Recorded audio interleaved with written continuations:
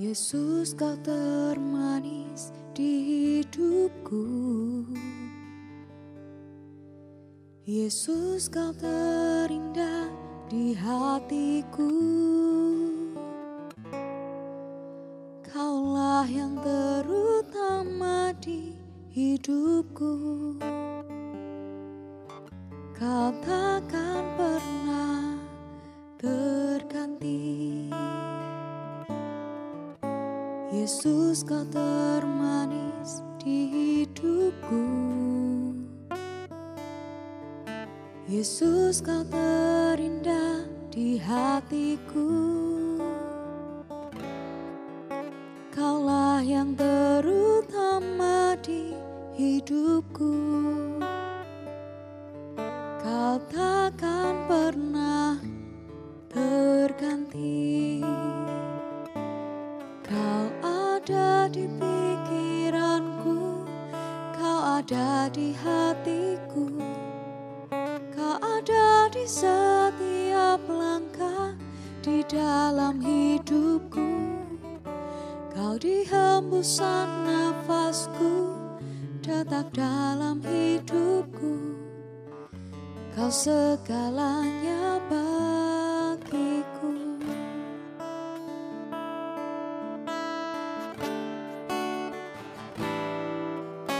Yesus, kau termanis di hidupku.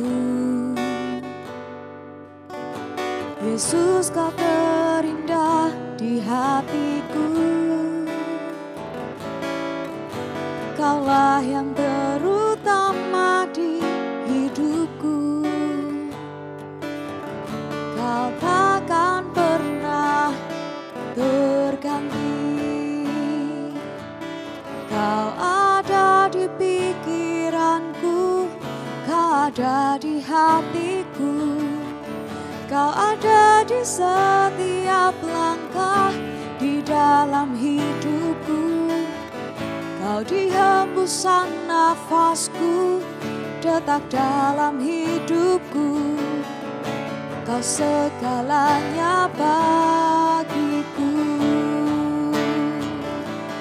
Kau ada di pikiranku, kau ada di hatiku, kau ada di setiap langkah di dalam hidupku. Kau di hembusan nafasku, detak dalam hidupku. Kau segalanya bagiku.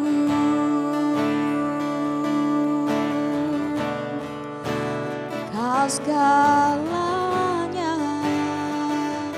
bagiku, Tuhan. Oh Yesus, Yesus Tuhan. Kaulah segalanya Bapa bagi hidupku, Tuhan.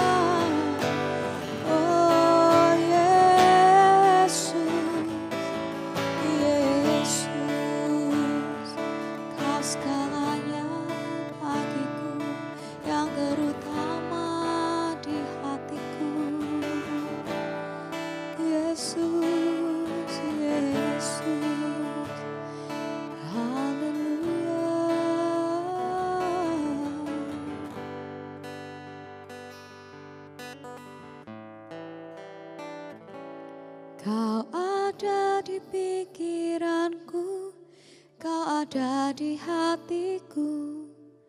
Kau ada di setiap langkah di dalam hidupku. Kau di hembusan nafasku, detak dalam hidupku. Kau segalanya bagiku. Kau ada di pikiranku, Kau ada di hatiku. Kau ada di setiap langkah di dalam hidupku. Kau di hembusan nafasku, detak dalam hidupku. Kau segalanya bagiku. Kau segalanya bagiku. Kau segalanya bagiku.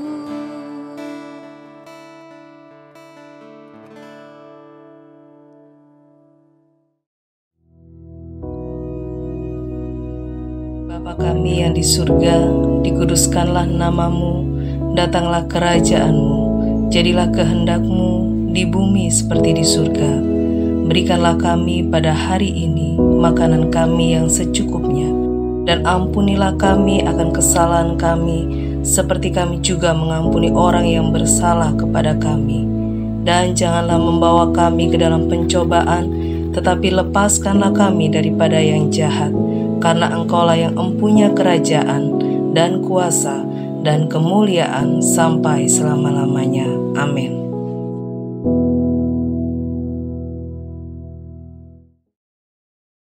Shalom, selamat pagi jemaat Tuhan dimanapun Anda berada. Pagi hari ini sama-sama kita akan merenungkan firman Tuhan, dan sebelum itu kita akan sama-sama berdoa. Kami mengucap syukur Tuhan untuk pagi hari ini, untuk nafas yang baru, untuk hari yang baru, dan untuk kesempatan yang baru merasakan kasih-Mu, merasakan berkat-Mu. Kami mengucap syukur Tuhan, dan saat ini kami akan mendengarkan firman-Mu, kami akan mendengarkan pesan-Mu, dan kami percaya Tuhan, firman-Mu itulah yang menguatkan kami. Firman-Mu itulah yang membuat kami mampu berjalan menghadapi kehidupan ini. Kami mengucap syukur Tuhan. Berbicaralah Roh Kudus dalam nama Yesus, haleluya, amin. Pagi hari ini kita akan sama-sama merenungkan firman Tuhan. Karena pagi tidak perlu sesuatu yang susah, yang terlalu berat.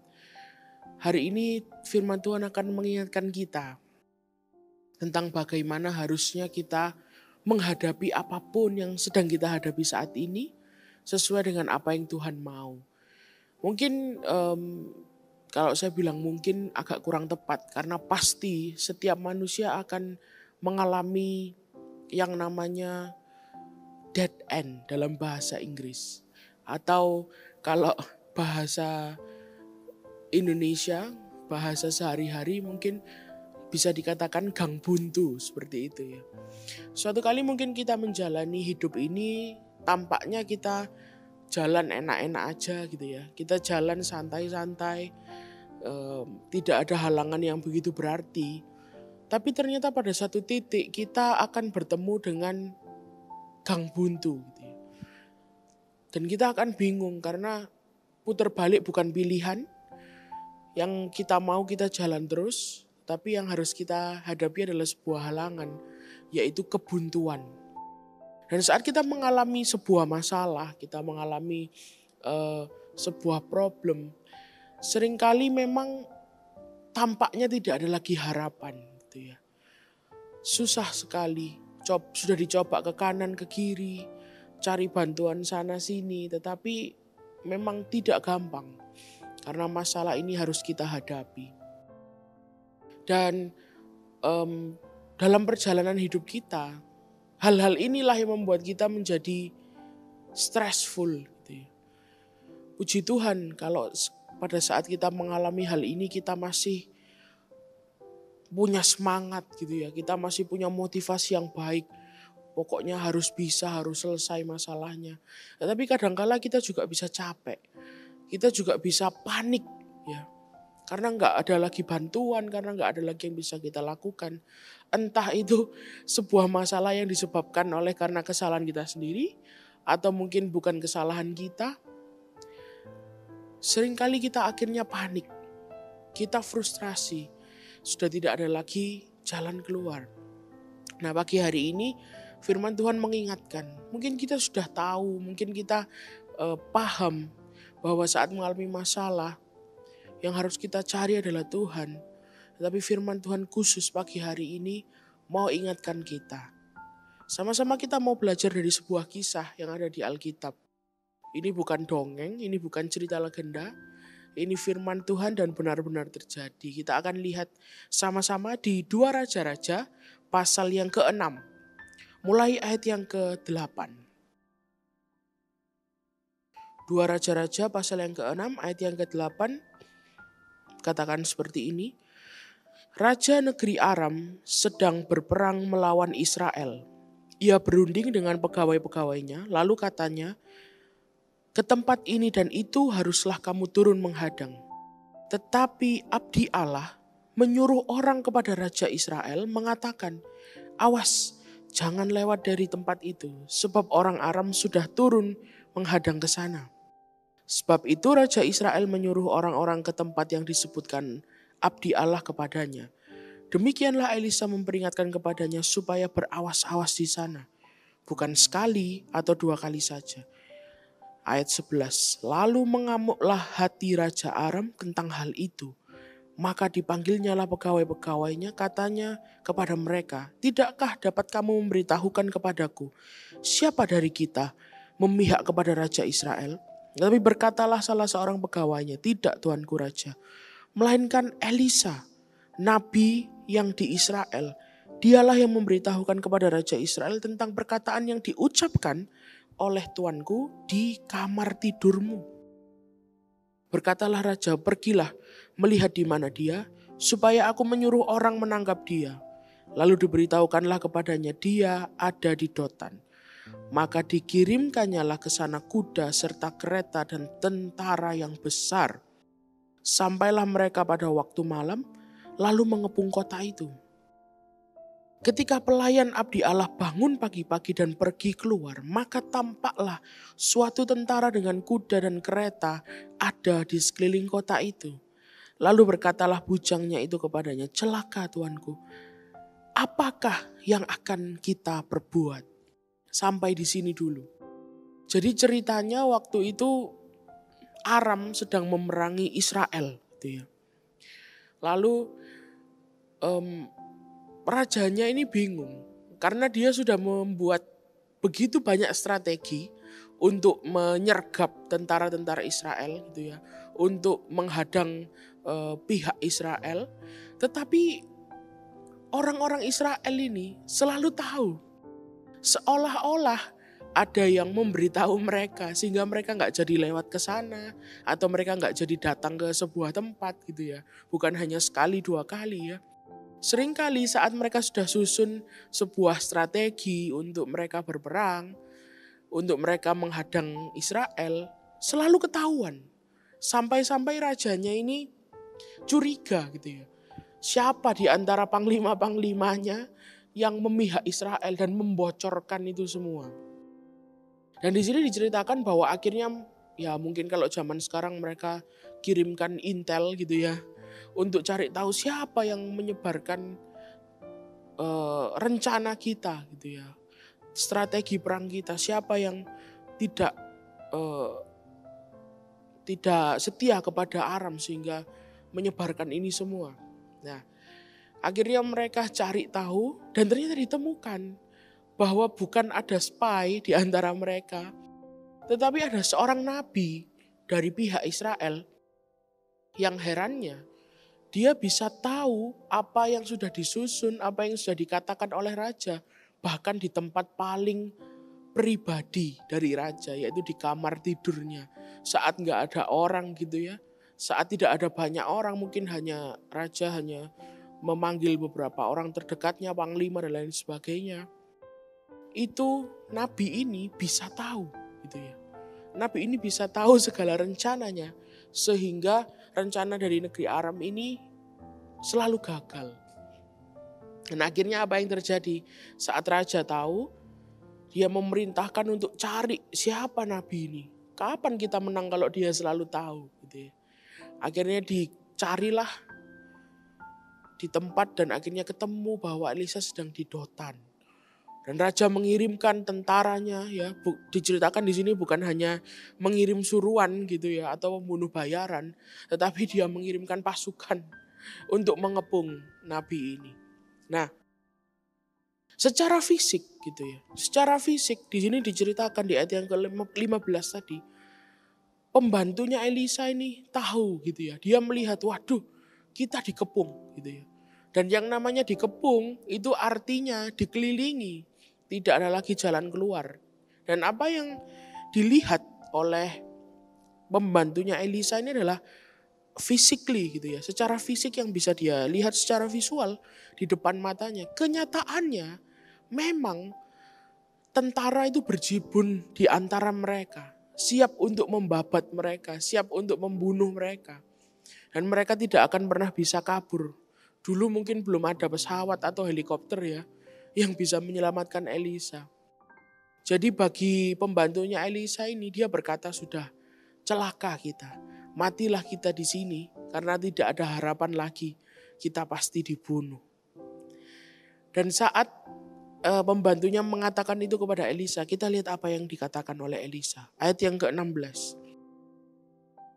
Jawabnya, jangan takut sebab lebih banyak yang menyertai kita daripada yang menyertai mereka.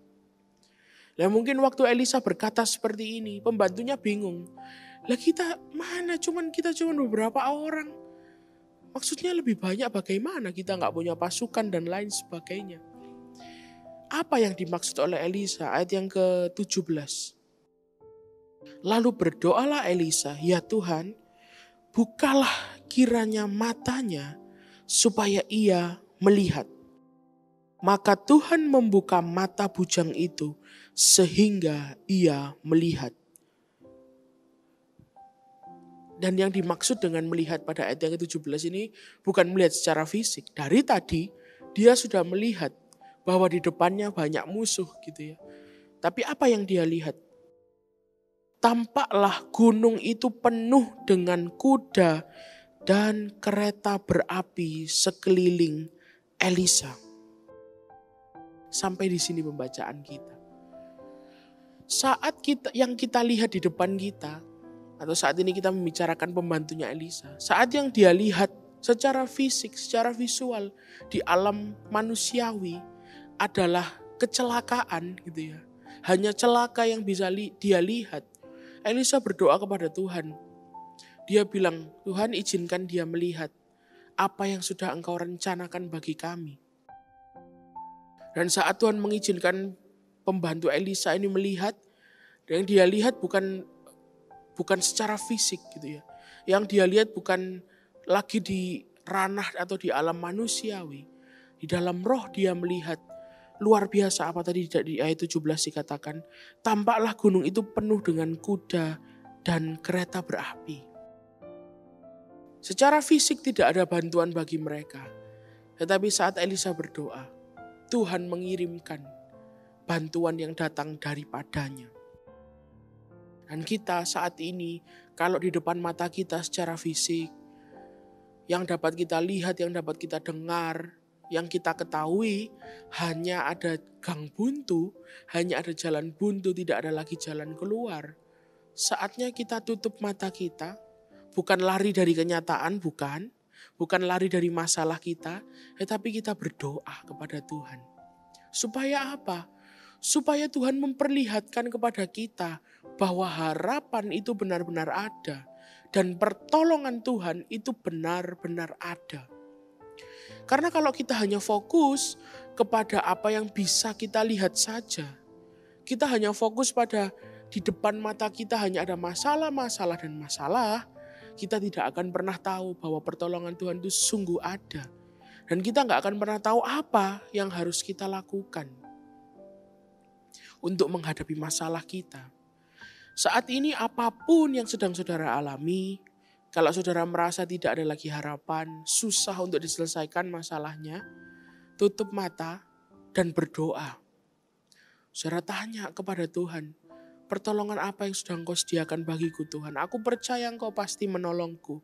Aku percaya Engkau pasti mengampuni aku dan mengirimkan pertolongan yang daripadamu. Karena kita hidup bukan hanya kita melihat. Bagi saudara mungkin yang merasa saya nggak pernah buat salah.